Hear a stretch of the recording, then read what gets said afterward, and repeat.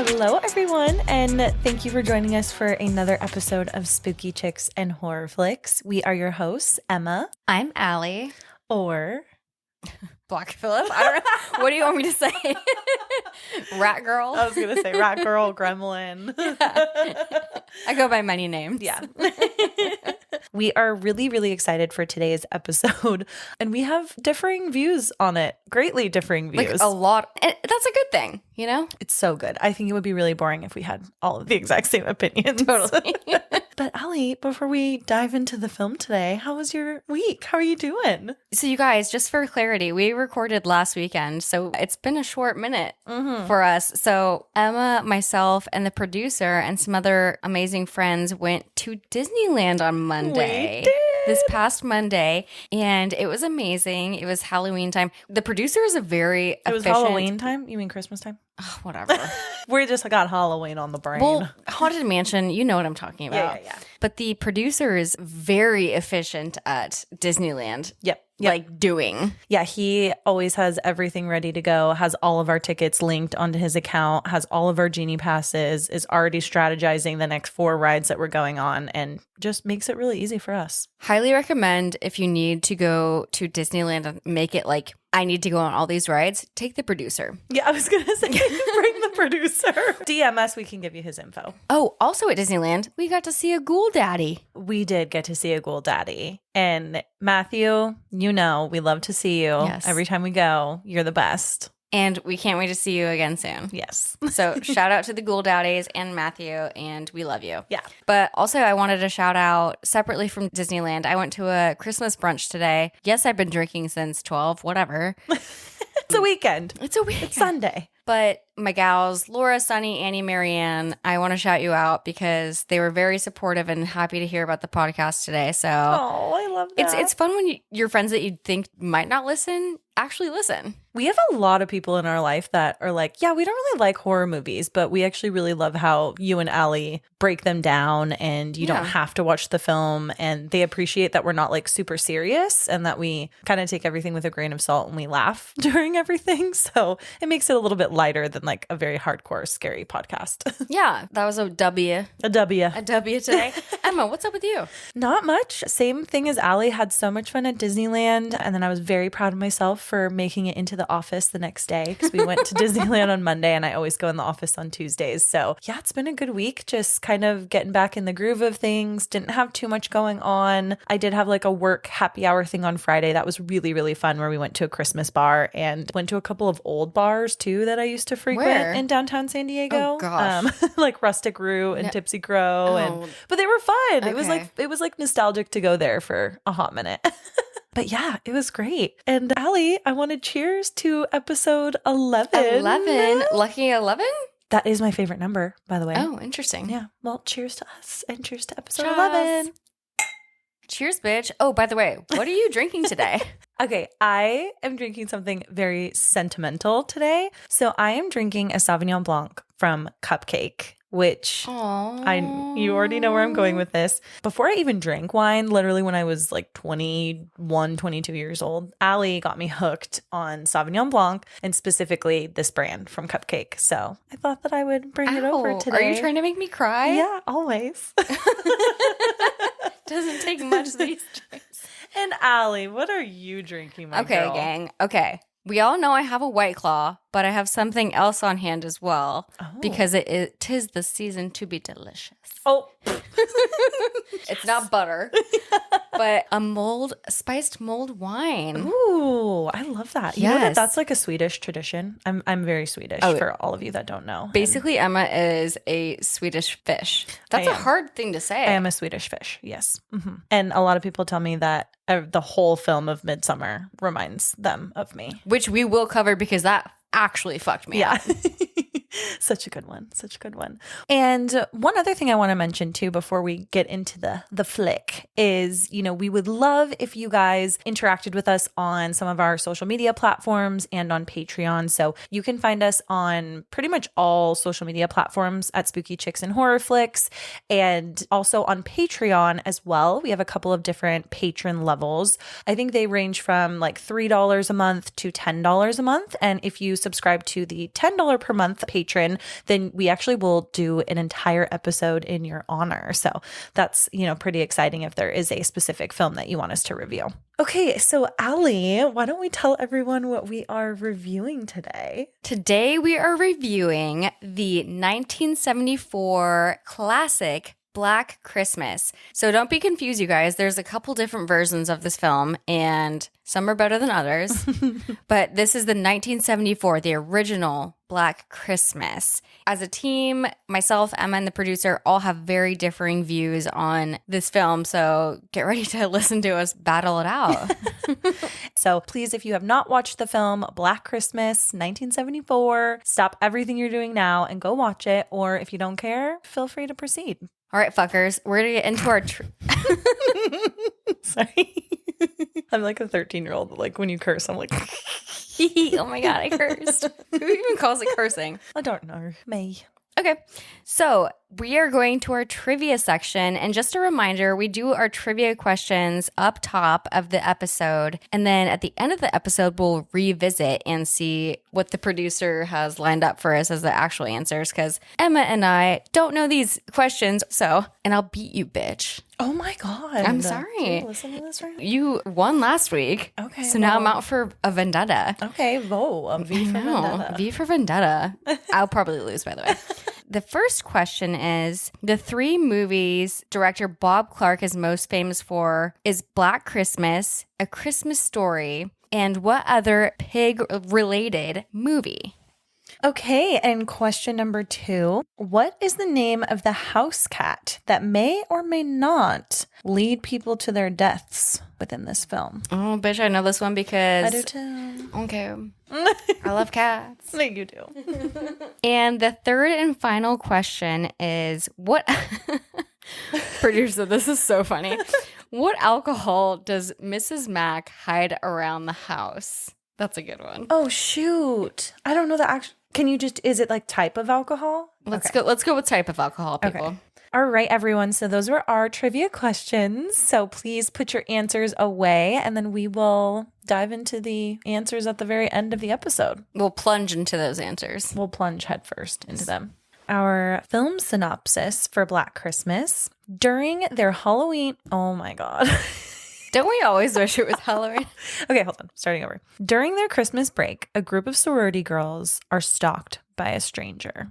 It's a pretty ominous synopsis. And it makes sense once you've seen the movie or you hear us talk about it, because that's basically it. Yeah, I mean, that's true. You're right. It does probably kind of get down to the nitty gritty. It's probably the shortest synopsis we've ever had, but it's there it is. To the point. That's it. That's the post. Let's just get right into all of the info about the film. So let's do it. On IMDb, this film is a 7.1 out of 10, which, not surprised, it has a huge cult following. And I do feel like it's kind of part of one of those niche markets for horror films that are kind of Christmas related. So it's pretty popular. Yeah, and for Rotten Tomatoes, the tomato meter is 72%. Oh. And the audience score is 76%. But I would honestly give it a higher score. So 76, I gave it 78. I feel like I'm sort of in the middle of Allie and the producer. Allie is very much likes the film, which is, if y'all know, that's kind of weird for Allie. Very rare. And then the producer's like, no, this was trash. He could barely even get through the 2 times he watched it. And then I'm kind of in the middle. Like, I feel like it's sort of, there are parts of it that grew on me. It's not one of those films I don't think I'm going to catch myself wanting to watch over and over again, but I did see the appreciations to it. I love a good comedic relief, and this movie does have that. So I thought that was sprinkled in with some horror. I'm like, let's go. Yeah, not bad. Not bad. Not bad. This film is directed by Bob Clark and written by Roy Moore. We kind of talked about it a little bit previously in trivia, but Bob is known for some pretty classic films as well. And he also did help write this film alongside Roy. There were a lot of really fun facts that came up kind of on IMDb, just of like the whole process of how they were writing everything. Then getting into some of our top billed cast. So this is like weirdly a star-studded cast. And when this came out back then, these people that were in this film either already had a few really great starring roles under their belt, or they were about to, I feel like, most of the cast. And one of those main characters, our main gal, is Jess, and she is played by Olivia Hussey. A huge thing about Olivia is that she actually played Juliet in the 1968 Romeo and Juliet. which was huge. For us horror lovers, she had a small role in the 1990 It miniseries. She is Bill's lover in the second act of that one. Which totally makes sense now. And now that I've seen her in this, I can remember her very vividly in it without even having to watch it back. And I'm like, oh my God, totally could make that connection. Also, she decided to take this role because of a psychic's advice. I was just going to say which that. I'm like, go off, cool. queen. I know. It's like totally something Allie and I would do. definitely do. And then another main character we have is Margot Kidder, and she plays Barb. Margot is super famous. For a couple years later, she plays Lois Lane in the 1978 Superman across from Christopher Reeves. So that's huge. And she also played Kathy Lutz in Amityville Horror, the 1979 version, not the Ryan Reynolds. Unfortunately. Not like I know. No shade on that one, but like obviously the original's better. She also was in Rob Zombie's Halloween 2. Not sure who she was, but I read that she was in it. So yeah, go figure it out for yourself. Actually, fun fact, if we're bringing up Rob Zombie, is that this is his favorite horror film. Love. Yeah. I read that multiple times. I was like, oh, cool. Rob Zombie, we want to meet you. Yeah, we would love to. And Sherry, and his wife. We love his wife. Sherry Moon, 100%. Love her. And then we have Marion Waldman, who plays Mrs. Mack, who is like the house mother for the sorority girls. We have Andrea Martin, who plays Phil, and she is actually known for kind of a fun role. I don't know if you read this one, Allie, but it's cute. She's Aunt Vola in My Big Fat Greek Wedding. So fun fact about me is I high-key love. Oh, that's a fantastic film. Yes, I love all of those. Did you see the newest one? I haven't, but my mom and I really want to watch it. I actually haven't seen that one either, but I love the honesty. Love the honesty. But I like the first one is a comfort movie for me, and I was like, I recognize this bitch. Yeah, no, totally. I was like, oh my God, this looks like a very young version of someone I know. And then what do you know? It's like I know her for some of her older films. One of our next top characters is Keir Dullea, and that is Peter. And he was pretty huge in this time. He's very well known as playing Dr. Dave Bowman in the 2001 A Space Odyssey movie, which is amazing. And Bob Clark actually sought out Keir for the role of Peter because he saw him in the film 2001 A Space Odyssey that came out in 1968. It was one of Clark's favorite movies, and Keir was kind of like his first and only choice for the role of Peter. And then we also have John Saxon, one of our favorites. John. Yes. And I might be referring to him as Lieutenant Daddy. Oh, God. But his name is Lieutenant Ken Fuller in this film. He plays like a main character of Lieutenant, like trying to help fight crime, whatever. But he also played Nancy's dad, who was also a lieutenant in the original Nightmare on Elm Street, one of our earlier podcasts that we covered. We were actually very excited when we saw him. We were like, oh my God, no way. And Slay. He essentially plays the exact same character, which is so funny. Slay King. Slay. And just like a lot of horror movies I've noticed was actually filmed only in 40 days. So it was super, super quick turnaround. And the film's setting is supposed to be in like Bedford, which is kind of like an intentional homage to another Christmas film classic. Loves. A Wonderful Life, which was filmed in 1946 and, you know, a classic Christmas movie to this day. This film is also regarded actually as being one of the first slasher films alongside films such as John Carpenter's Halloween, which we actually reviewed a few episodes back. Another thing about this film is that it only had a moderate box office success and it had negative critical reception when it was originally released, but it really went on to just have this huge cult following over the years, and it has since received a critical reevaluation and is now considered a classic. A strict rule, too, that director Bob Clark had that he set for himself was when it came to writing any female characters, and I love this one, he really chose purposely not to ever objectify them sexually or to give them any nude scenes. He truly just wanted it to be like real college girls coming off as real people and not to just treat them as disposable horror characters just waiting to die. As I was watching this movie, I was like, has any of this got to do with an influence on Ted Bundy's massacre at a sorority house? And it does. Yes. We love and hate a good connect. I know. All right, so diving into the film now, we open up the very beginning of Black Christmas with a night shot of a house, and it's decorated for Christmas. There's snow on the ground. It definitely looks like a very cold night, and we hear the song Silent Night in the background. We can kind of see that in the window there are several people home, and we kind of obviously know at this point this is a sorority house, or like multiple people are living there and they're having a little bit of a little party. We almost immediately get a point of view of this potential killer, or, you know, the antagonist of the film. And that we see that in Halloween too. Yeah. So I think, like we said, it's like same format. This paved the road for totally a lot of slasher films. Yeah, totally agree. And the point of view shot, the killer is kind of looking up at the house in like kind of weird, but like looking at all angles of it, looking into the windows. And this is a really fun one. And I know, Allie, you'll probably have a note on this too, but the point of view person, they notice a trellis and they start climbing it. Why do you know I always talk about a trellis? I was we literally talk about it in Scream and in A Nightmare. Like, who has a trellis? I want one. I know. So they literally start climbing the trellis. Then we are finally now inside the house, and we see they're having a little shindig for the holidays, and the phone starts ringing. And one of the girls answers, says it's for Barb and that it's long distance. And I always laugh because the girl, it's Jess, who's played by Olivia Hussey. She answers, and every time she answers the phone, she is so overdramatic. She's always like, hello? Hello? And I'm just like, okay, girl, can we just like chill out a little bit? Chill Like, for a can sec. you just say hi? So Barb takes this telephone call, and it ends up actually being her mom, and she kind of takes it in another room. And then we get back to the killer kind of point of view shot, and we see that he, or, you know, she, we're not making any assumptions here, they find their way into the attic and then down into the actual house. And it is just alarming to me how easy it is that they got into this house. Or as the producer would say, it's a movie. Yeah, it's a movie. Actually, one thing that the producer noted when he and I were first watching this together is that it's very artfully shot. So not even just in these like little point of view shots, things like that, but for 1974, just the way that things are juxtaposed, it reminded me a tiny, tiny, tiny bit of some of the shots in Vertigo.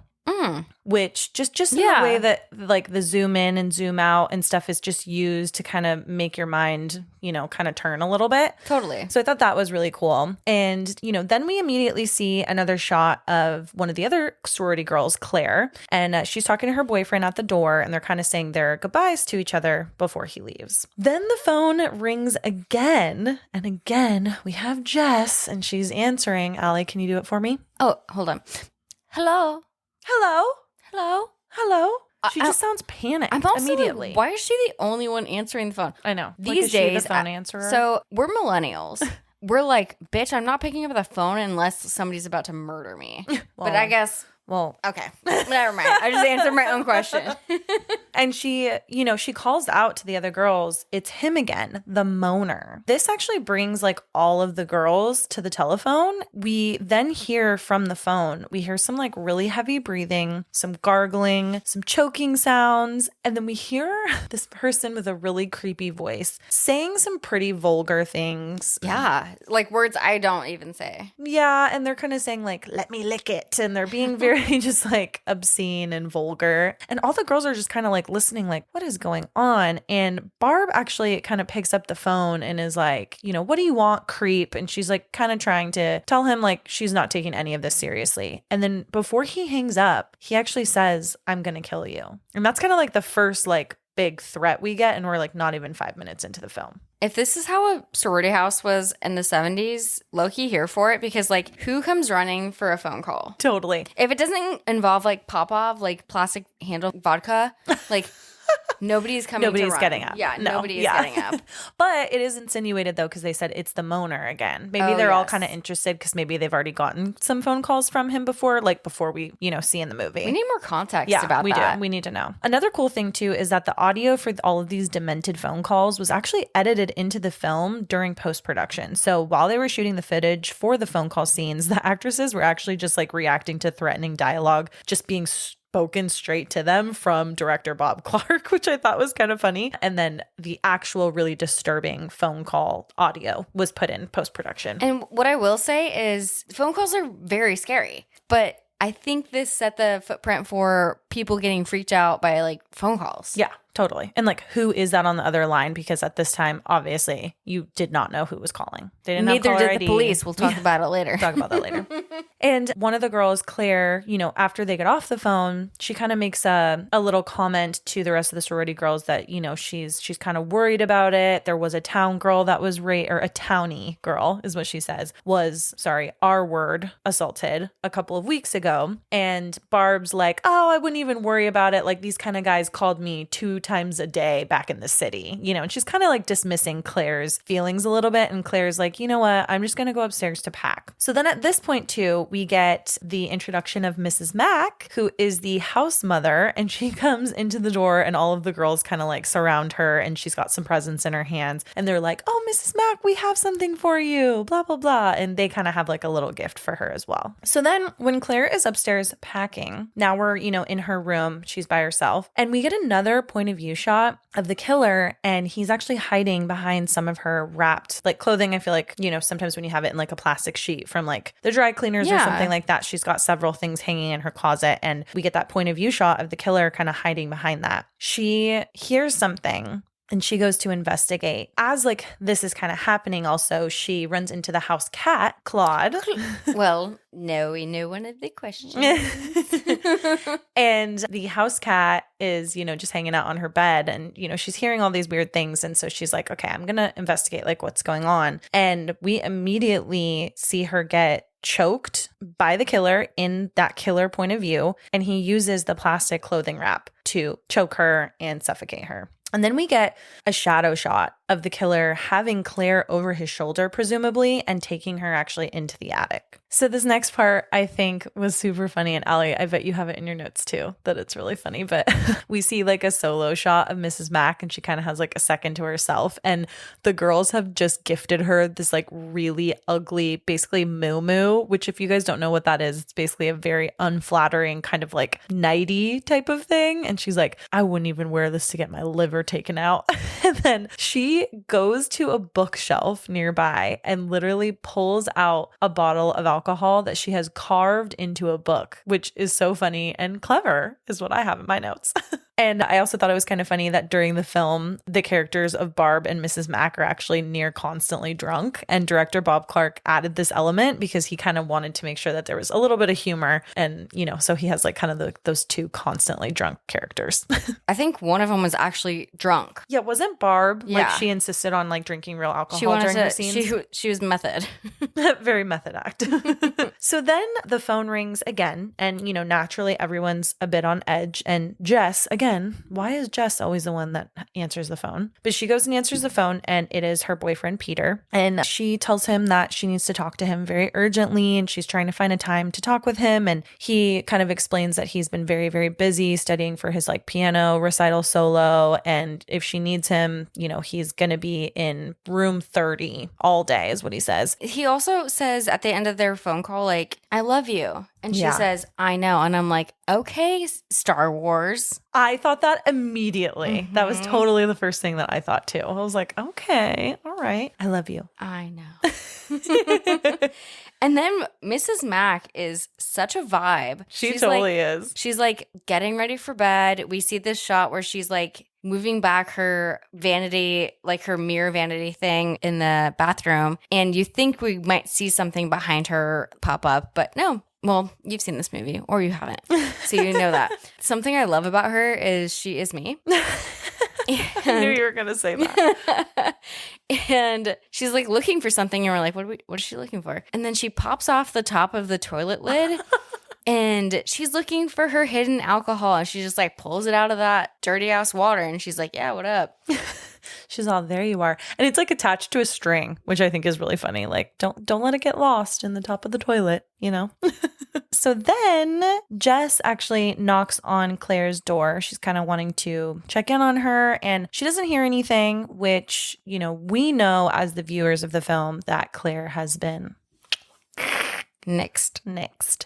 But, you know, Jess does not know that, kind of just chalks it up to her probably being asleep and, you know, it's all good. And then we immediately get a shot of Claire and she is in the attic and she has plastic wrap all over her face with her mouth opened like in terror, like, and like she's suffocating. We see her rocking in the rocking chair. So it's kind of creepy. Well, like Mr. Homie, Killer Man, is like rocking her in the thing. Yeah, and I'm it's like, really scary. What the? It actually is like, it's a little daunting that this could actually happen. And this is based off of like kind of real shit. And that there's like multiple girls living in the house that don't know that this is going on, and that Claire is literally in the attic being rocked by a psychopath. Well, I have a lot of problems with they don't know, which I will get into. Yeah.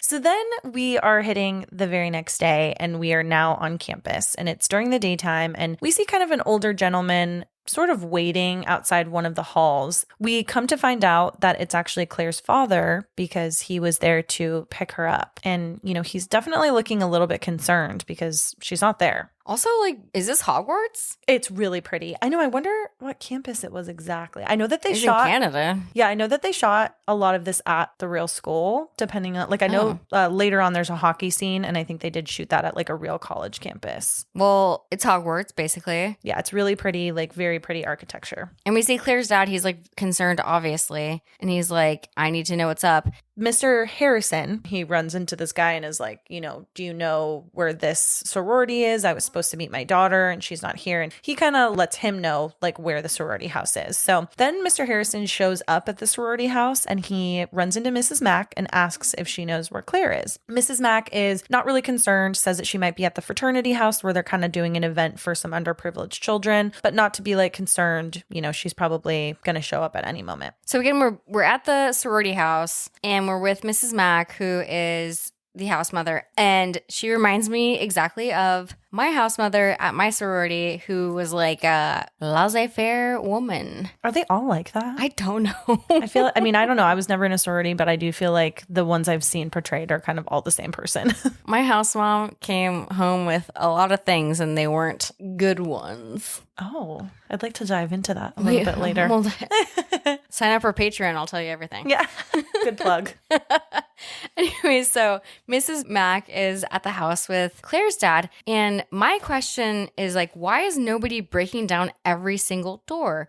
To search like the house? Totally. Like, what are we doing here? Totally. Well, we haven't said fuck that much. We haven't. Not yet. But we're at the house and nobody is actually searching the house, which just drove me absolutely fucking crazy. There's a lack of concern. There's a lack of concern for Claire, but there's concern elsewhere, which I'll talk about. Mr. Harrison kind of sees around the house and we have like the hippy dippy wallpaper and like the free love and all that shit around the house. And he's not impressed. He doesn't like it. He does not like it. He kind of makes a comment, right? Like, doesn't he say something like, I don't approve of what's going on in this house? He's like, I gotta go, blah, blah, blah. And she's like, take me to town with you. I could use a ride. And he says yes. And she goes to get ready and is putting on her lipstick. She's starting to put her on her lipstick. And I don't know why this stuck with me. She like halfway through putting on her lipstick, she heard a noise and just put the lipstick down and walked out. Did not finish at all or even bring her lipstick with her. Wouldn't you finish that shit? Or just bring it and do it in the car or something. I know. So then after Mr. Harrison and Mrs. Mack are going to kind of go off together, he's going to take her into town and then he plans on going to the fraternity house to look for Claire. We are now at the college and Jess is visiting Peter in kind of this like music conservatory area where he's sort of been practicing his piano recital, and she really has a serious thing to talk to him about, and she tells him right then and there that she is pregnant and that she's planning on having an abortion. So my initial thought about this was, are they actually at Hogwarts? They are.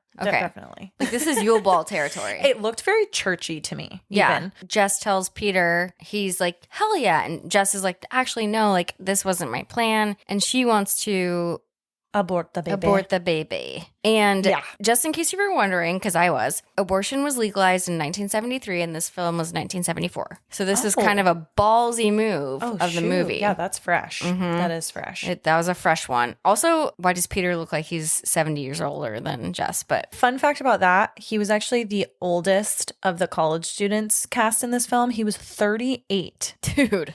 Which you can tell. Oh, yeah, you can. With his wrinkles and his sweat. Oh, God. Sorry. We're going to get into that a little later, too. Yeah. But they essentially go back and forth a couple times because she's trying to be very straight up with her answer. Like, she's like, no, I'm going to get rid of this baby. There's really nothing you can do about it. And he's kind of just not taking no for an answer. So he tells her that he wants her to talk with him again about it at 9 o'clock tonight and that he'll meet her at the sorority house. And she's like, you're not going to change my mind. And he's like, okay, just like, let's just talk about it. Legit, he was like, your body, my choice. Yeah, seriously. Yeah, he kind of was like, you aren't even thinking about consulting me in this at all and blah, blah, blah. All of the classic kind of just like bullshit that would spew from a male's mouth that it's not their body. So we know that they're going to have a chat later on. And then we kind of cut to this charity event where all the sorority sisters are kind of helping out at. This movie is comedy, you guys. It's so funny. There's a lot of stuff always going on in the background. Yeah. Like the charity Santa is just like cussing a fucking storm up. And I'm like, okay, for sure. Literally has a child on his lap and he's like, you fucking bitch. Yeah. Talking to Barb. And Barb is legitimately feeding a child champagne. And I'm like, okay. I know, I have it in my notes. I say, Mr. Harrison is on the phone with Mrs. Harrison. So he's obviously calling his wife to kind of give her an update on what's going on. And as he's on the phone, kind of assuring her, like, hey, I'm trying to figure out where Claire is. That's when we see Barb in the background giving that kid the champagne. And Barb is so my funny. soulmate. My soulmate, my spirit animal, like I am Barb. She has no regard. No. Like, just like, she's like, oh, you want somebody? It's so funny. I love her. So then we are now back at the sorority house. And, you know, if we haven't already said it, this film jumps around a lot. So we apologize for any whiplash. But now we're back at the sorority house. The phone rings again. And guess who answers it? I'm like, Jess, stop answering the phone, bitch. I know. You're like, you never get what you want from the phone being answered. You can't always get what you want. But don't answer the phone, bitch. Don't do it.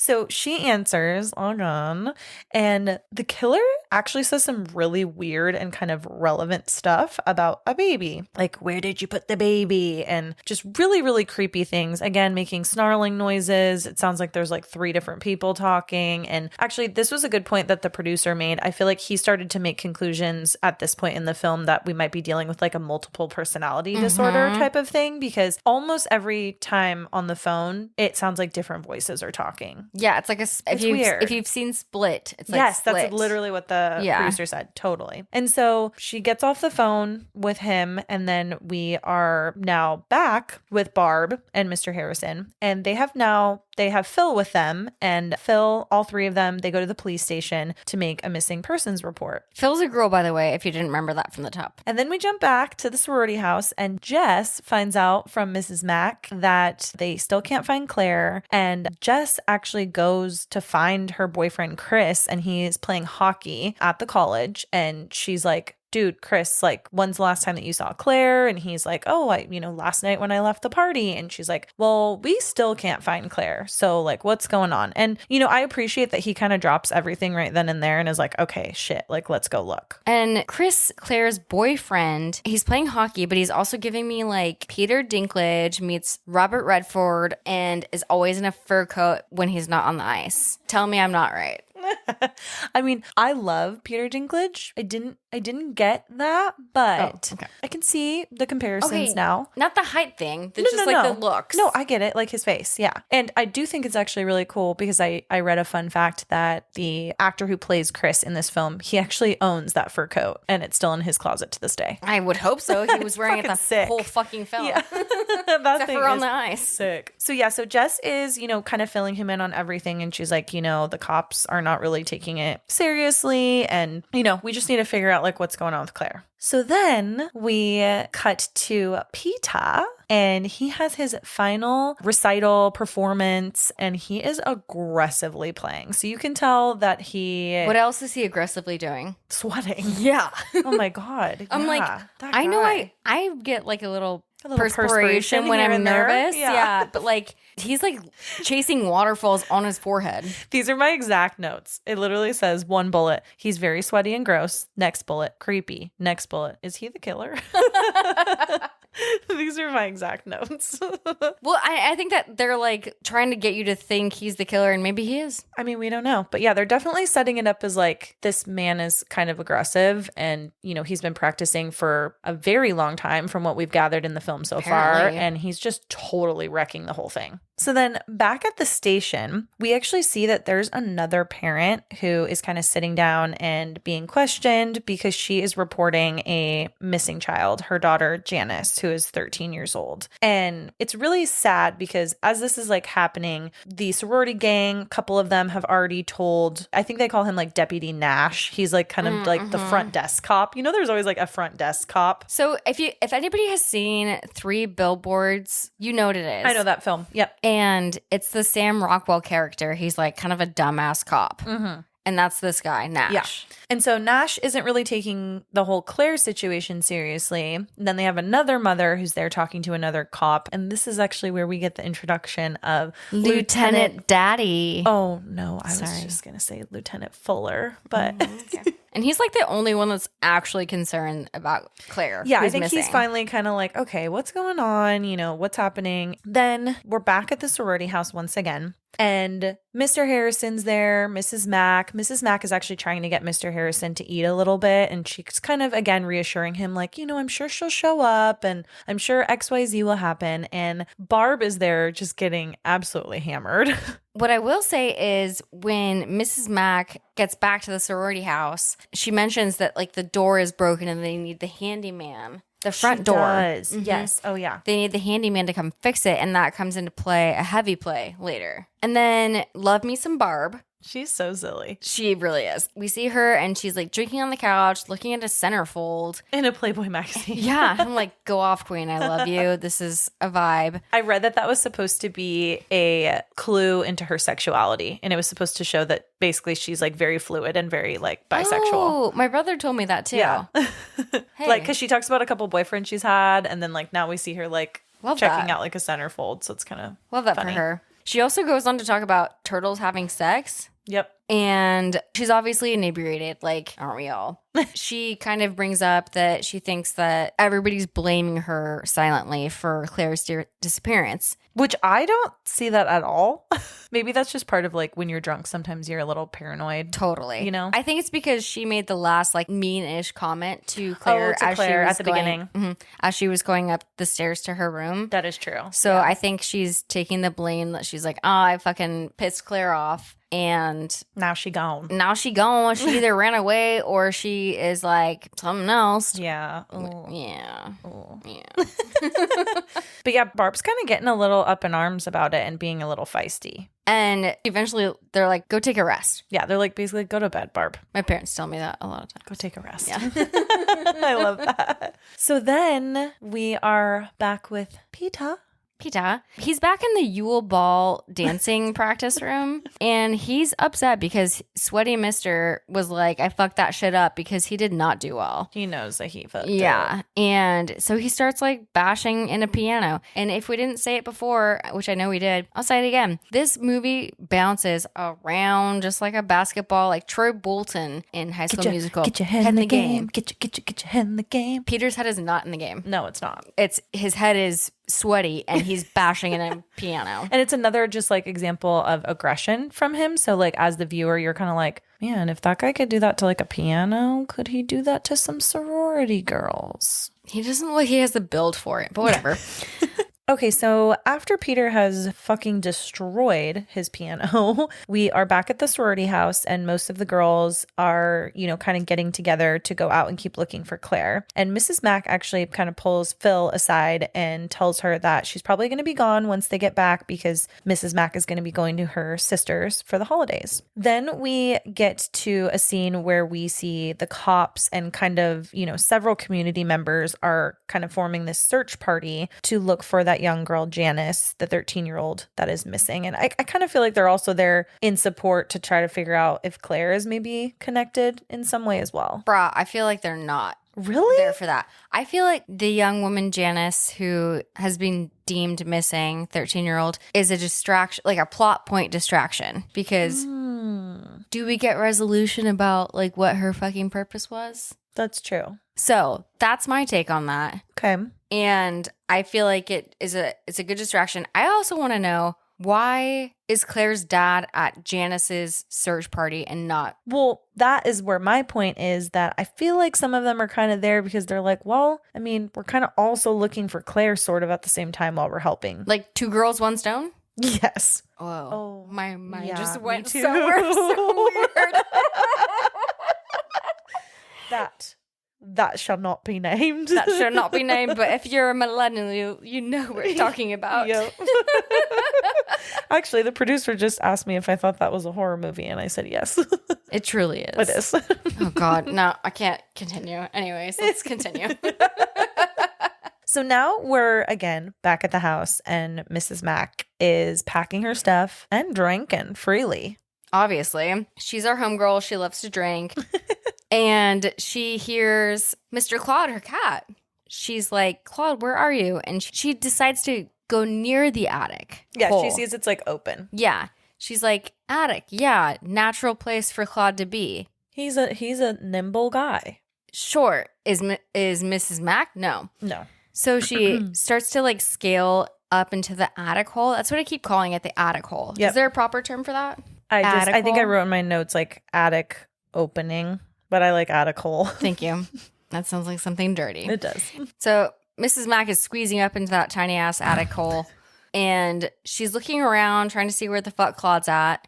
She sees fucking Claire with the cellophane or plastic wrap around her face, and in the rocking chair. In the rocking chair, and by the window. Also, like, we'll talk about by the window thing, but like people just look in the windows. I don't know what's happening.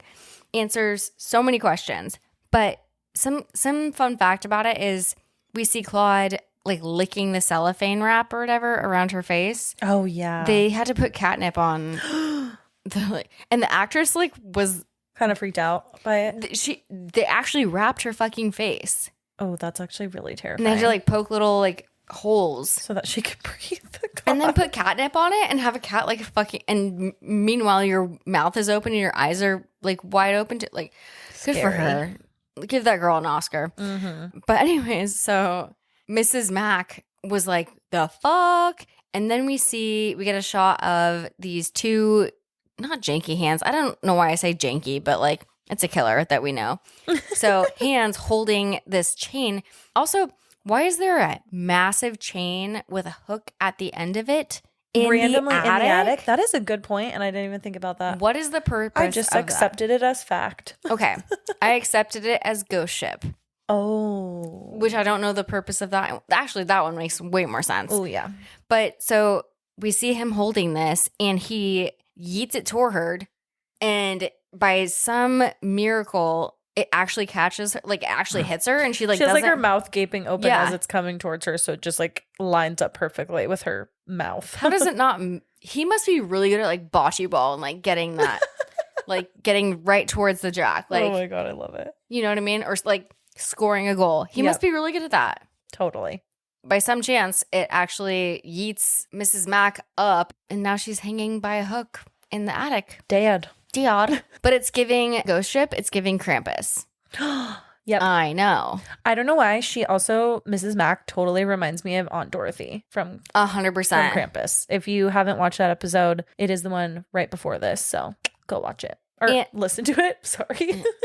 So then now we are back at the kind of search party that's happening. And unfortunately, we see like a shot of this girl, and it's a shot of her face as she screams coming upon something that she's found. And it's implied that she has found Janice's body, the missing 13-year-old girl. And we don't see the body at all, thank God. I will say it's pretty heartbreaking. I respect that because like I do too. I respect that as a film lover is I don't want to see that. And it was unnecessary. Like you didn't need to see it. If it's implied and we get it, great. Perfect. You don't have to show any shit if you don't like actually need to. Totally. So you can just see everyone is kind of bummed that this has happened because that means that she has been confirmed killed by someone. And you can kind of see on like Mr. Harrison and Phil and, you know, everyone that's in the search party, you can kind of tell that they are like, shit. Because then what does this mean for Claire? So then we are back at the sorority house and the phone rings yet again. And who answers it, Emma? Jess. Oh my gosh. It was like right when she gets home. And of course, it's the killer screaming on the phone. And this time they're saying, help, please stop me. And they're saying like, filthy Billy, I know what you did, Billy. So that's not making really sense at all because we have no idea who Billy is and we have not been introduced to any character named Billy thus far. But important thing to kind of keep in your back pocket. So then Jess is kind of calling for Mrs. Mack and she's obviously not getting anything. And so she actually ends up calling the police from the sorority house. And at this exact moment, Peter kind of sneaks up on her, which is terrifying. And also feel like to us as the viewers, we're like, oh, fuck, he's the killer. 100%. Like all roads lead to Peter. Yeah. As far as being the killer, that's what they want you to think. Totally. And maybe it's true, maybe it's not. If you've seen it, you know. But also, like, even if he is the killer or even if he's not, that's creepy as fuck. Very, very creepy. And yes, he did tell her that he would meet her at 9:00, whatever, at her house. Yeah, but he just like let himself inside a sorority house? Exactly. It's very weird. Okay. Very sus, I would say. It's very sus. Yep. And she's kind of apologizing to him for being late, which is so dumb. Like, you don't need to. I have a note in my notes that I said, I love how much she's telling the cops, like, because she's kind of on the phone with the cops still at the same time that she's like, Peter, what the heck? Like, what are you doing? And she just keeps telling the cops, like, she's not going to hold. Like, she's like, stop putting me on hold. Like, and she goes, yes, I can hold, but not for long. And I just love that because we love a girl that will tell someone else, like, I'm happy to hold, but please don't make me hold for forever. I'm also like sketched out by the cop situation in this movie because I think it's Nash who we spoke about earlier, like the dumb cop. Yeah.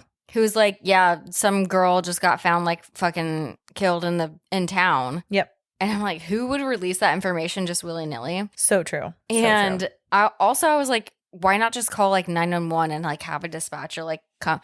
So I researched it. Here we go. 911 and dispatchers were created in 1968. So I guess maybe they were QAing that process and it didn't reach 1974. Oh, that's very interesting. It's very terrifying.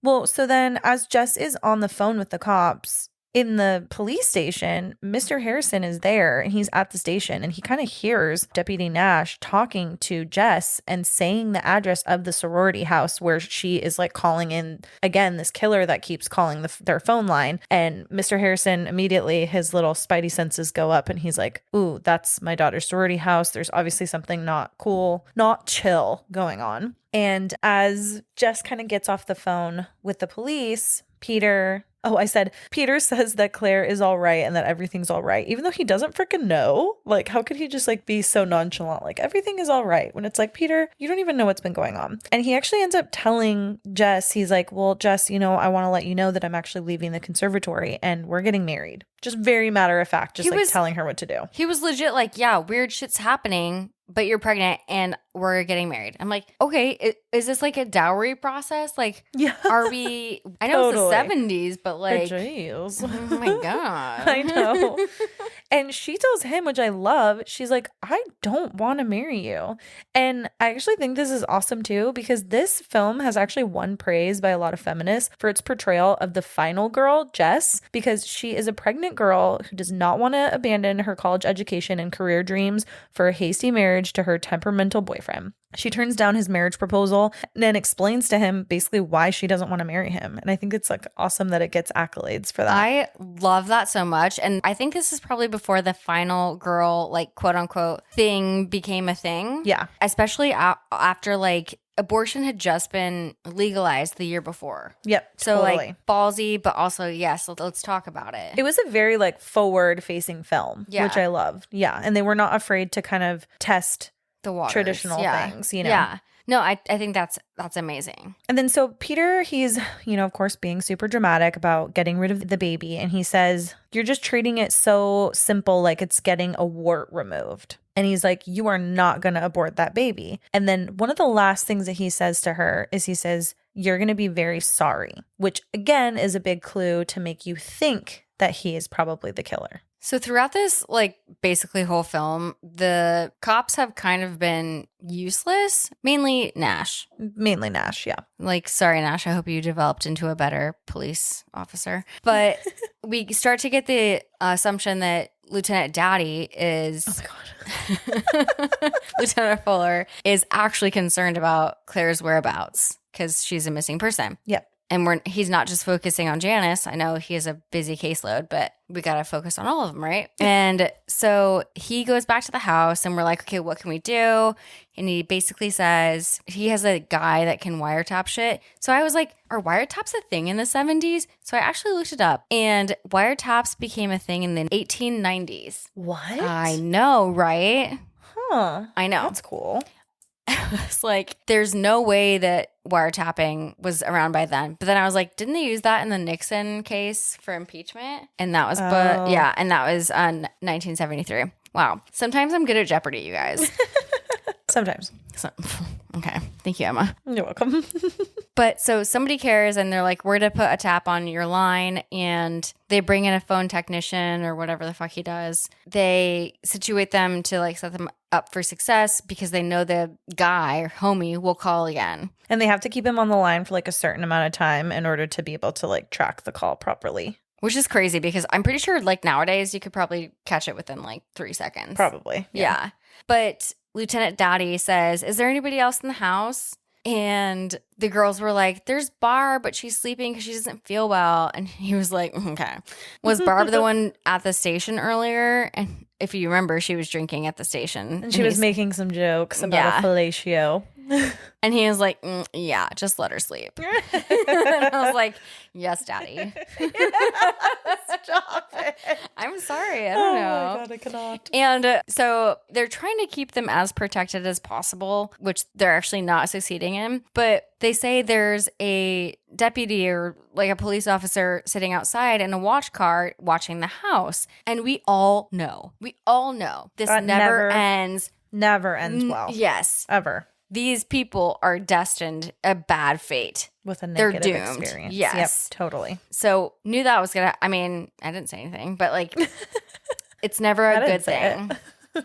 I'm like, has Fuller ever seen a horror film? And I'm like, okay, maybe not. Yeah, because this is the 70s and this is the start of our slasher films. Anyways, so they set them up with this watch cop, whatever, and they're like, we're tapping your phone. And like, we'll see what happens, basically. Yeah, we'll see what happens. And all the cops like leave. And Phyllis, I'm assuming her name is Phyllis, right? Yeah, I think so. So I like to call her Phyllis. I'm going to keep calling her Phyllis. Yeah. Phyllis is like crying and she's like we're still at the sorority house. Phyllis is like, Claire's dead. And I'm like, bitch, why do you know? Like, why would you say that? I know. It's really like sad. Why would you assume that? Yeah. Like, and you haven't even searched the entire house. I know. To this day, no one has searched every part of the house. And we learn there's more parts of the house that nobody has searched. God, it's just so frustrating. And I'm like, you're definitely right. She is. But like, chill. But like, you don't need to find out yet. And we don't need to vocalize that to freak everybody else out. Well, and then another thing that happens too kind of simultaneously is as the cops are leaving, we actually see Peter sort of like hiding behind a tree, which is very weird behavior. Creepy Peter. And again, yet another thing that's set up in the film to kind of make it seem like he might be the killer. Then as, Phil has sort of calmed down a little bit from her very emotional state, she tells Jess that she's going to go up to bed and just take some of the cold medicine that she's been taking for her cold, which usually kind of helps to knock her out. So that's kind of an important note too, because I feel like a lot of these women keep basically telling their friends like, don't worry if you don't hear from me, I'm just sleeping. Also, like, even if you said, don't worry, I'm just taking something to knock me out, I'm just sleeping, I would still be like, okay, I'll still check on you. Yeah, 100%. Totally. Same. So then we actually see this really great scene of Claire in the attic in the rocking chair being rocked by the killer. And it's a really great shot of just him being a weird little psychopath. Also, if you notice, now he has a baby doll sitting on Claire's body. Oh, yes. Like in her lap. He's like situated it like she's holding it. Yeah. And I'm like, okay, Creepy. Babies are kind of a theme in this. Like, I don't really understand it. And he is also talking about rabbits and skin. Like, very creepy. It's creepy. Like, it is really creepy. And there's probably some rhyme or reason, but I don't really know what it is. Yeah. So then Jess is now by herself and she's hanging out by the fire, and we actually see the killer kind of go into Barb's room from yet another point of view shot. Not after he comes down the attic hole again, very gingerly. Mm-hmm. Listeners, if you have not seen this, watch how he comes down those attic stairs. I don't understand. Yeah, they're not even like stairs. It's like more of like a ladder. It's like a ladder, but like he's not even touching it. It's it really bothers me. Yeah, obviously. You're like, this is like too easy. Sorry, guys. It really bothers me. So then we actually hear Barb gasp really loud from Jess's point of view downstairs. And so you immediately as a viewer are like, oh shit, she's getting freaking slashed up. But as Jess runs up to, to her bedroom, we just see that, she's kind of like desperate for her inhaler. She must have asthma or something. And as she kind of starts to calm down a little bit, Jess, gets her inhaler. She's like, oh, I must have just had a nightmare. I thought a stranger was coming into my room. And we actually see the killer in a point of view shot kind of watching both of them from the shadows of the doorway. And Jess is like comforting her, like Emma said, go back to bed, Like kind of like, I'm watching things downstairs. Yeah. Like it's okay. Here's like, take your asthma, whatever medication. And keeping in mind that Barb is probably still kind of drunk. Oh, totally. And so she's like, yeah, nightmare? Totally. I'm fine. I'm fine. It makes sense. Yeah. So she's like, yeah, I'll go back to sleep. Even though I think I might have seen something in my room. Might have seen some shit. She did. So then Jess leaves Barb to go back to sleep, and, she gets a knock at the door, and it's Christmas carolers. So then these Christmas carolers come to the door, and Jess is kind of entertaining them for a second. So what I said is she's like enchanted by these demon children singing at her. Is that not? I think so. Yep. Nice. She's in a trance. She's in a trance I think by so. these demon children. I know they were kind of creepy. I'm like, are these skinwalkers? Oh my God. I don't know if I would go that far, but I do appreciate your take. Well, listeners, tell me what you think. They're expressionless. They are. They're like, oh. And they're children. I wish you could see my face right now. So she's like distracted by these carolers. Meanwhile, all this other shit is like happening inside. Yeah, it's like really crazy. Meanwhile, Barb is like passed the fuck out in her bedroom. We see shots of the glass figurines, and then we actually get a first partial glimpse of Homie Killer's face. A very partial glimpse. We never actually see a whole glimpse, but like this is our first little take onto what he might look like. It's kind of like through the glass of the glass unicorn. So it's like very warped and you don't really see, but yeah, it's like the first kind of like you see his outline and everything. So he takes one of her sweet little things that she bought or one of her parents bought her for her little glass collection. It's a glass unicorn, and he fucking yeets her with it. He stabs her with it. Yeah, and he says, "Pretty Agnes, it's me, Billy." What does that even mean? I know, right? It's poetic. It's very poetic. Or not at all. I'm not sure. And I'm like, I'm sad to see Barb go because I knew she wouldn't be a final girl because like I relate to her and I'm not a final girl. But like I thought she would like make it a little further. She would like die trying. I thought they would just forget about her sleeping in the room. Oh, ouch. But if like, that's what gets me out of dying. I was going to say, if that's what saves you. Being too drunk to wake up, I'll take it. Not bad. But unfortunately, that's not Barb's fate. And I'm sad to see her go. We are. Yeah. R.I.P. Barb. R.I.P. So then, as Jess is still downstairs kind of listening to these demon children, carolers, a woman kind of comes frantically up to the gal Jean, who is the leader of the carolers, or like the adult that's with all these children. And she's like, we need to get everyone into the car immediately. There's news that a girl has died and has been murdered. And, Jess is like, oh yeah, I heard about that, blah, blah, blah. And so they kind of have this like small exchange of like, let's get these children off the street. Like it's not safe out here right now. I'm also like endlessly confused about how we're not more concerned about Claire's disappearance as well. Totally.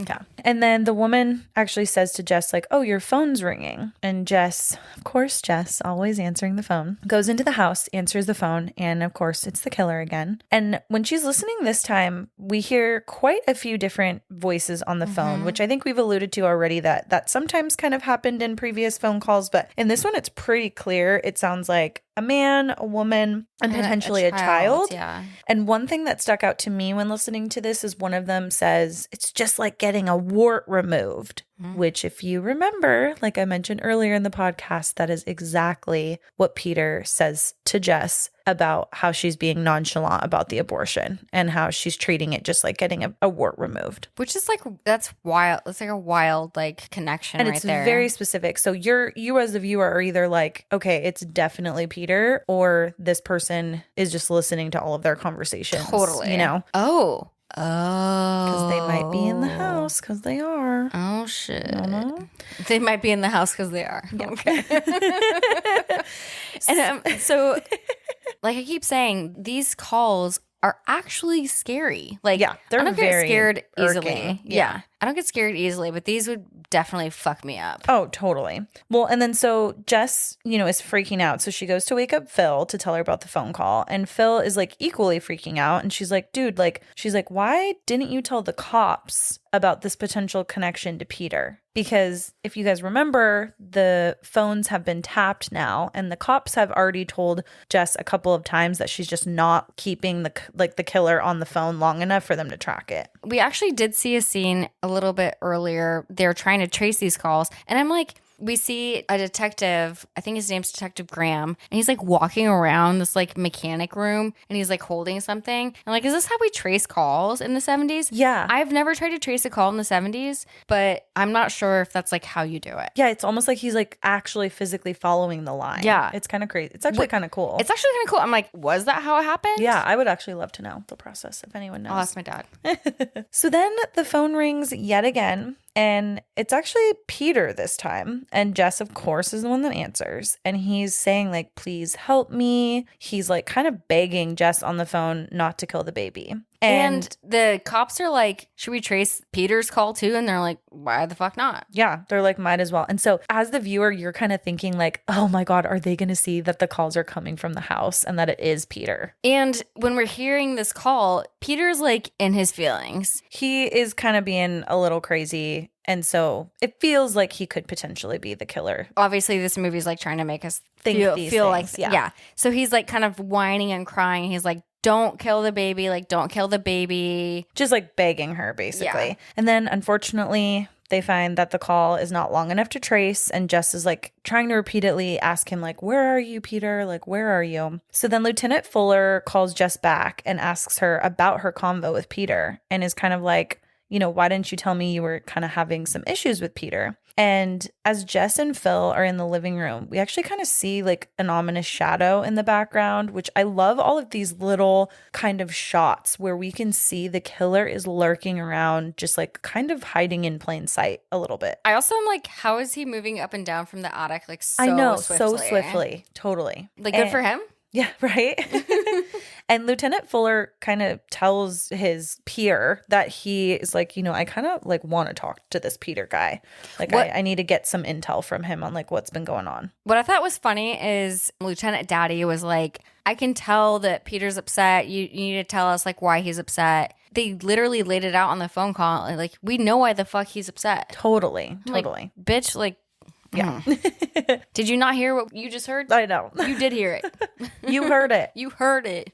And then so Jess is talking to Phil and she's just like, it couldn't have been Peter though, because he was at the house when one of the phone calls came through. But there's a small little detail that's mentioned a little bit earlier in the film when they're talking about tapping the phone line in the sorority house. And they talk about tapping the main line, but there is actually a separate line in Mrs. Mack's room. Mm-hmm. And they don't tap that one because they just don't see the need for it, because all of these other phone calls have been only coming through the main line. Wait, shit. I don't think I knew that. Yeah. My mind is a little blown now. So that was, again, another thing to me that was like, well, whoever is making these calls from inside the house could easily be making them from Mrs. Mack's room. Or, I don't know how easily they're in there every single time to make the calls, but they could be making it from another line, from her line. Damn. Yeah. So then Lieutenant Fuller asks some of his, cop buddies for all of the records that they would have on Peter. So he's kind of just like trying to gather as much intel as he can on this guy. What's his background? I feel like cops say like, does he have any priors?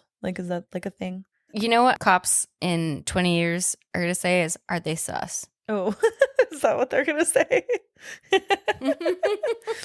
Phil knocks on Barb's door at the sorority house and it kind of opens and Phil, I want to say like she sort of just gets like sucked in. Like she walks in and then the door closes very fast behind her. So it's kind of implied that the killer has sort of brought her into Barb's room and that something really bad is going to happen. So then Lieutenant Fuller then goes to the music conservatory and he actually finds Peter's messed up piano from earlier. So I feel like things are just not stacking up well against Peter, unfortunately. Peter. And back at the sorority house, the phone rings yet again. And guess who? Fucking Jess? Is it Jess, Emma? She answers, and it's the killer again. And again, they're trying to track it. So basically, every call from this point forward is trying to be tracked, right? From the phone tap. And this one, again, is like kind of scary, but they're talking, like literally screaming in multiple voices and personalities about Billy and Agnes and talking about babies. It's very weird and kind of relevant to Jess, but also just absolutely bananas. So it's like very terrifying to her. And the lineman this time, he's following it, you know, all around the like phone company. Mr. Man, who's area. like literally like walking around all of these big utility boxes with some kind of like machine. He's like, oh shit, I finally got it. He got it. And guess where the number is coming from? I bet you can't guess. Is it the sorority house? Wait, is it? Is it? It is. Okay. Spoiler alert. Duh. They find out that, you know, it's coming from that house and they're trying to alert now the cop that has been posted outside of the sorority house that's supposed to be watching things. Oh my God, Emma, what do you, like, do you think he's still alive? No, his throat was slit. Oh, what a shocker. I know. So that guy was useless from the freaking get-go. But I'm sure he got his like paycheck and that was happy. Yep. I'm so happy for him. And Lieutenant Fuller is, you know, telling Nash, he's like, Nash, I have one job for you and you better not fuck this up. He's like, I need you to call the girls at the sorority house and very calmly just tell them to not ask any questions, do not do anything, but they need to go outside and wait for me and I will be there in 5 minutes. So Sergeant Dumbass calls and is like, you need to follow my instructions and you need to like get the fuck out. And bitch is like, what about my friends? Yeah. Which I mean, normal. I would ask the same thing. I don't know if I would. Excuse me, Allison. I'm kidding. Or am I? Oh my God, rude. Save yourself, bitch. No, I'm kidding. Please save me. But anyways, like any classic horror film, Jess doesn't obey the cop's advice. And Nash like tells her, he's like, he just ends up telling her that the calls are coming from the house and not to go upstairs, which of course she's going to freak out. But like, wouldn't you just bail? Yes, I would. I would bail. See, totally. See, okay, now you get it. But I do wonder if there's a part of her that truly does think that it's Peter. So in her eyes, I wonder if she thinks that there's a way that she can like save her friends because it was like her boyfriend. Okay. I think you're thinking way too deep into this film because I'm pretty sure it's just trying to put myself in her shoes, you know? Put yourself in Jess's shoes as much as you want. I'm pretty sure this is very surface level. However, my question is, if the killer is coming from inside the house, how are we not hearing screaming of Billy and Agnes, but we can hear Barb with her asthma? That's very true. Very Thank true. you. Yeah. I've actually wondered that earlier too. All facts, no cap. I'm like, how is no one hearing them make these like obscene phone calls? Did I say that right? I don't know. I don't know. Oh, we're not Gen Z. I don't know what the kids say. Yeah, we don't. I tried. Yeah. I think you did it right. All facts, no cap.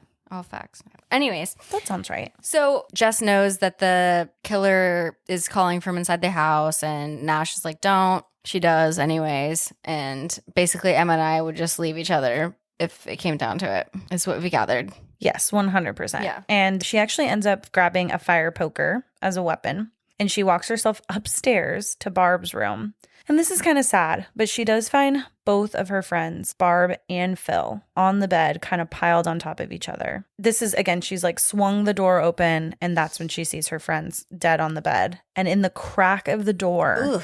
This is kind of creepy, she sees the killer looking at her with his like one eyeball. And he literally says, Agnes, it's me, Billy. Something so creepy about this to me was his eye was like red. Yes. It was very bloodshot, red. Yeah. Very creepy looking. And that's probably the creepiest part. Oh, yeah, totally. Because you're kind of not expecting that. Like, I don't know. I would have thought he would have popped out or something. Not that we would have seen his eyeball in like a crack.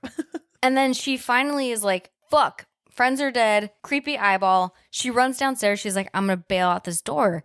Oh, but what did Mrs. Max say earlier? We need to get this door fixed. Convenient. So yeah, she kind of has like a tussle / like run in with the killer, but we still don't see the killer's face. We only see like some like a little bit of his legs, a little bit of footsteps as he kind of pulls Jess's hair at one point and like knocks her against like the banister.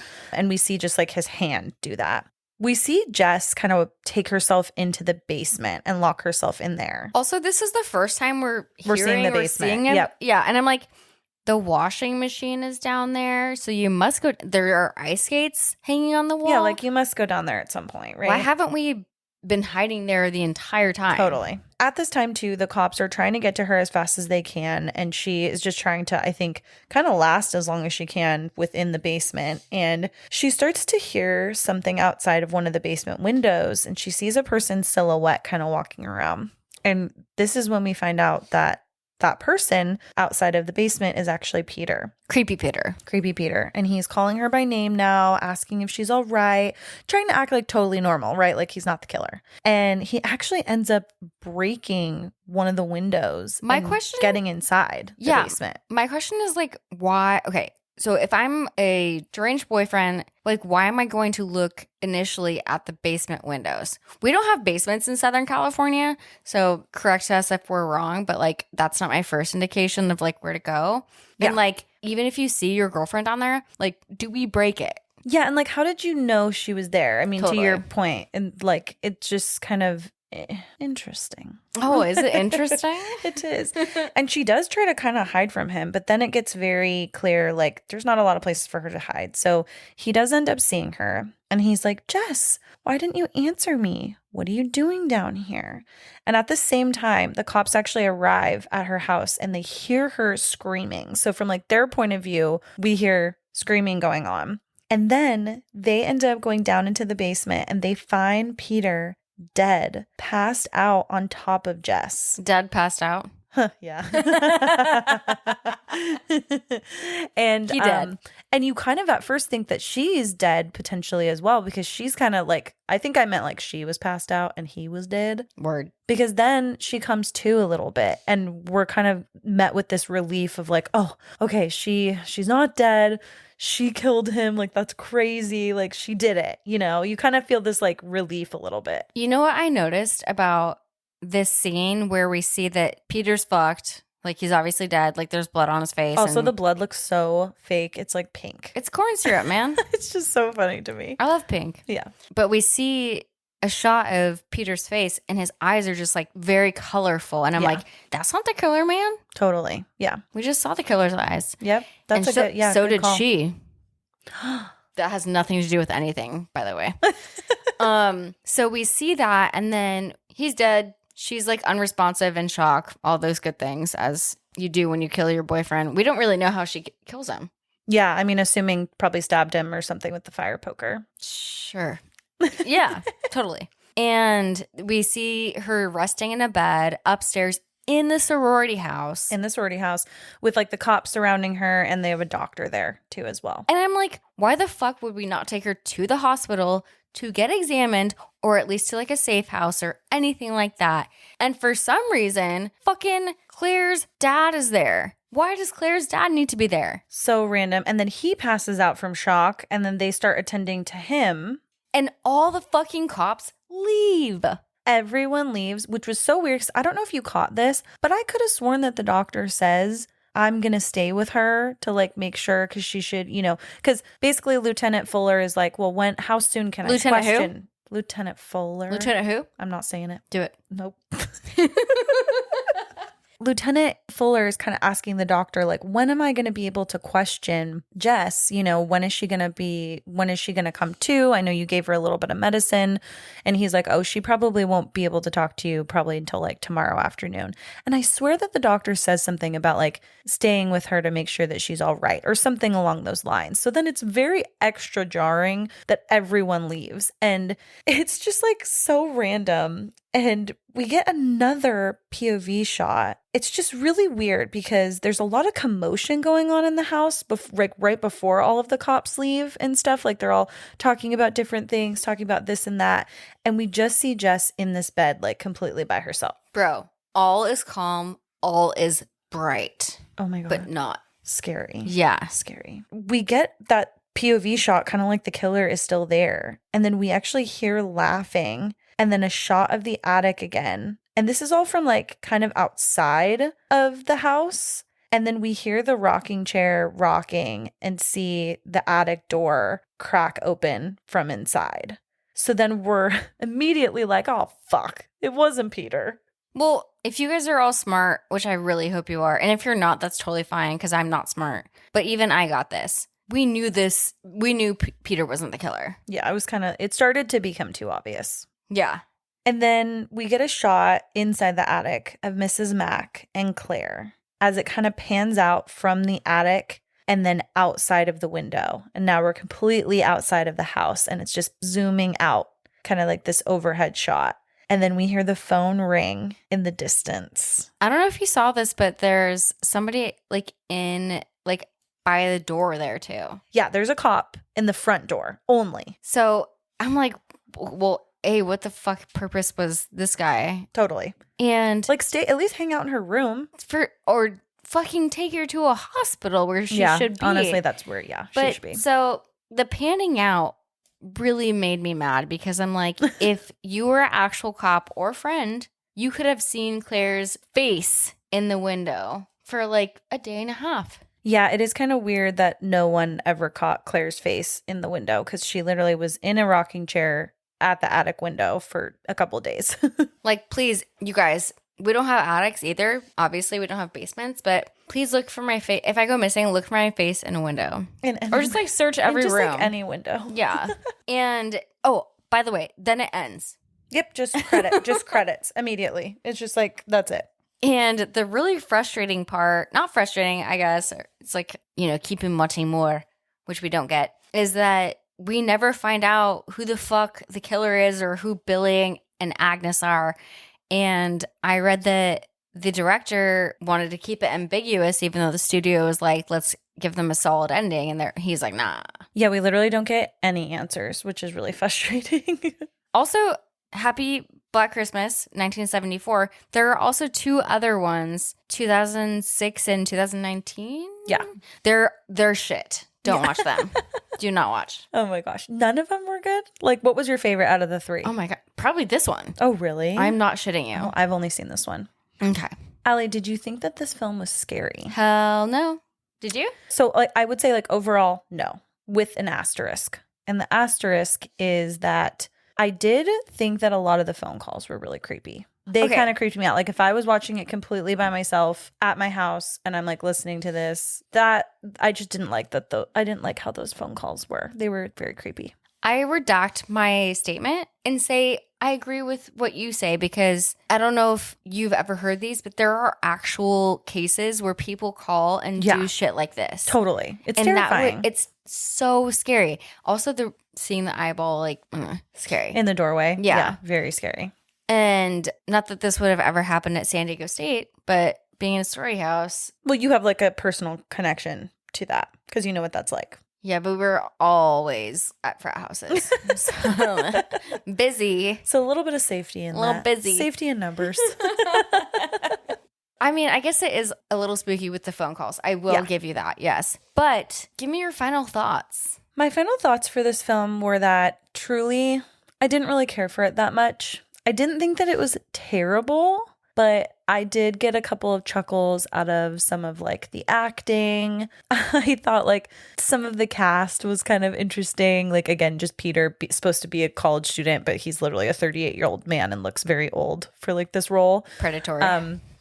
Yeah, little just like kind of weird things. But then there were parts of it I really liked. Like I liked a lot of the feminist themes. I liked that they didn't just let college girls be little slutty college girls. Like they, didn't want them to just be killed off. And that was it, Totally. I loved all of those things you just said, like the feminist actions and all of that good stuff. But I also thought it was funny as fuck at the top half. Yeah, it did have a lot of humorous scenes, which I appreciated because I don't think I would have liked it even a little bit if there weren't those pieces of comedy kind of sprinkled in. Well, and then Allie, what would you say was your favorite scene? I think my favorite scene, again, I just loved all the comedic relief in this film. And I loved when Barb, my love, I don't condone this, but when she was feeding a child champagne at a charity event, I'm like, okay. Amazing.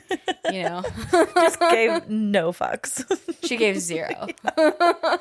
She was the best. We love her. And what was yours? Mine, I think, would have to be, and this might be a tad bit surprising, but I loved Peter doing his recital so angrily and like sweating profusely because I could not help but literally bust up laughing. Like it was just so insane. And I'm like, bro, just calm down. Like I just wanted to be like, it's all going to be okay. And I just thought it was quite funny. So, and in summation for me, I liked this movie a lot because I thought it was funny. And then I got really bored of it at the bottom half of it. Yeah. I feel like it's a good one to watch to say that you've watched it because it is a cult classic and there are some really, really great actors in this, but also probably do without it. You can watch Bad Moms Christmas. You could just listen to our podcast about it and don't even need to watch it. And before we wrap things up, shall we find out what our answers are to trivia? Trivia. Let's do it. I'm pretty sure I nailed these. Watch me not do it. Our first question was the 3 movies the director Bob Clark is most famous for is Black Christmas, A Christmas Story, and what other pig-related movie, Emma? Porky's. Don't watch that if you're under 18. Yeah, don't do it. Or like 13. I don't know. Or ask your mom and dad. Yeah. Okay, and question number 2 is what's the name of the house cat that may or may not lead people to their deaths? Cloud. All right, we're 2 for 2. And our third and final question is what alcohol does Mrs. Mac hide around the house? Whiskey? I put whiskey too. It's sherry?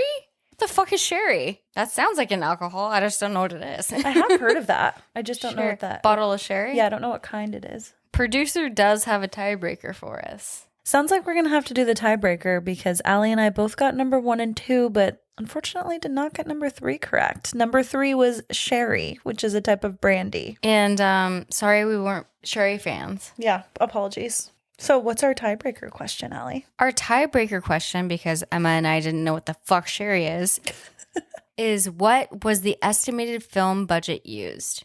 Closest amount will win the prize. Fuck. I don't know. I think I have an idea. What did you put? Bitch, you tell me first. I put 600,000. Oh, shit. What did you put? 800,000? I win. The answer is 650,000. Cheater! I didn't cheat. You cheat. I didn't cheat. Bitch. I do remember reading about it because they were putting it on IMDb. They put it in like numbers relative to today. And I think they said like this would be like a normal like $2 to $4 million film that got like 21 million or something like that. Well, I was trying to think about Halloween. Good point. God damn it. All right. I guess I'm streaking. Where can we listen to this, Emma? So we are on all major podcast platforms. So you can find us on Spotify, Apple Podcasts, and anywhere else that you listen to your podcasts. And again, you can find us on Instagram, on TikTok, and we also have a Patreon as well.